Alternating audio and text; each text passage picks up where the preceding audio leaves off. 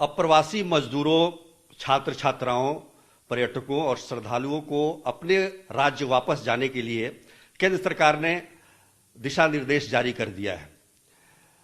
लेकिन इसमें सबसे ज्यादा दिक्कत जिस राज्य को आने वाली है वो है बिहार, क्योंकि बिहार के काफी संख्या में मजदूर और छात्र दूसरे राज्यों में हैं और लगातार ये मांग होती रही है कि उनको वापस बुलाया जाए। अब चूंकि केंद्र सरकार ने फैसला ले लिया है तो बिहार सरकार क्या करती है, इसके बारे में बातचीत करने के लिए हमारे साथ हैं बिहार सरकार में मंत्री संजय कुमार झा। संजय जी, अब तो आप लोगों के आग्रह पर केंद्र सरकार ने एक फैसला ले लिया है कि जा सकते हैं जो भी अप्रवासी लोग हैं अपने राज्यों में, तो अब वो भी बैरियर नहीं रहा। अब सरकार क्या करेगी, कैसे बुलाएगी अपने लोगों को, क्योंकि ह्यूज काफी बड़ी संख्या है।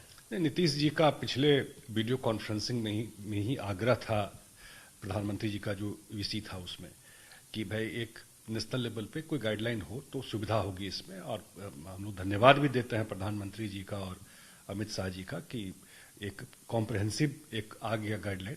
और आपने ठीक कहा कि बिहार में जब हम लोगों ने 1,000 रुपये देने की बात की तो 28 लाख लोग रजिस्टर किए जो बिहार के बाहर है। ये सिर्फ मजदूर है, स्टूडेंट अलग है। तो आप इमेजिन कर सकते हैं कि इसका मैग्नीट्यूड कितना बड़ा है। तो एक बहुत बड़ा चैलेंज है, लेकिन सरकार बिल्कुल गेयरअप है। हम लोगों ने जब बिहार बॉर्डर से उनको ब्लॉक में क्वारंटाइन सेंटर बनाया है, उनको जाके रहना पड़ेगा जो मजदूर आ रहे हैं 14 दिन वहां पर, उनके खाने का रहने का।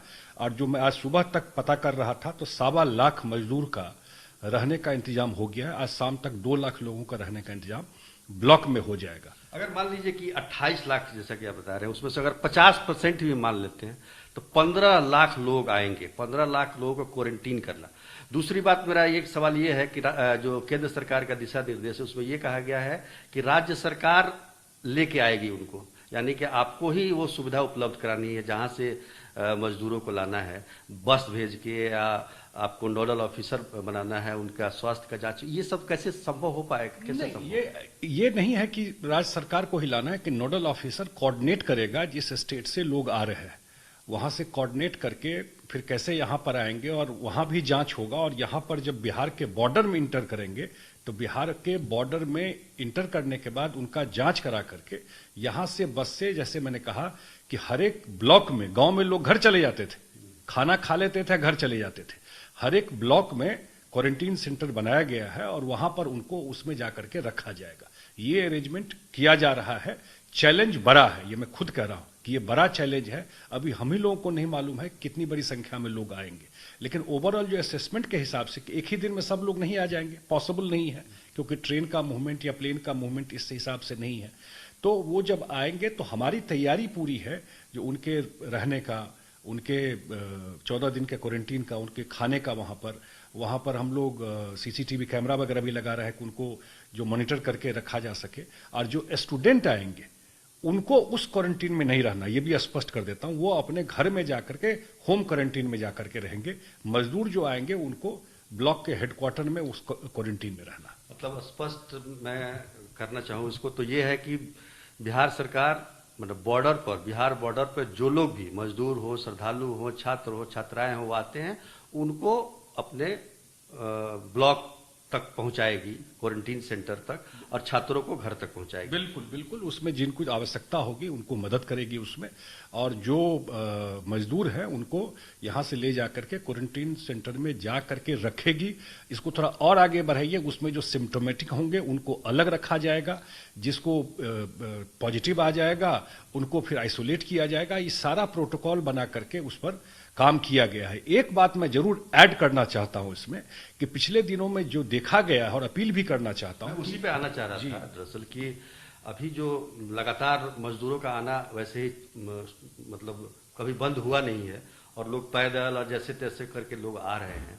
और पता चला है कि 48 व्यक्ति जो आए हैं पैदल दिल्ली से, बंबई से, तमाम जगहों से, वो कोरोना पॉजिटिव पाए गए हैं और संभवतः उन लोगों ने यहां भी लोगों में फैलाया है।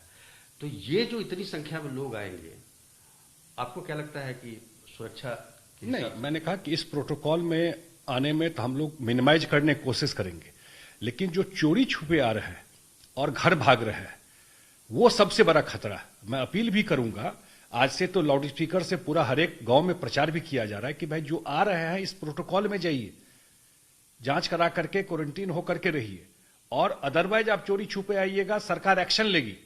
ये नहीं हो सकता है कि आप आ करके पूरे एरिया को, लोगों को बीमार करें, लोगों का जान खतरा में डालें। एक आदमी के वजह से पूरा गांव, पूरा एरिया, अगर जान का खतरा उस पर होता है तो जरूर सरकार भविष्य में आप पर एक्शन भी लेगी। और लोगों से भी अपील करूंगा कि ऐसे लोग आते हैं तो जरूर सरकार को सूचना दें कि चोरी छुपे जो घर पहुंच रहे हैं।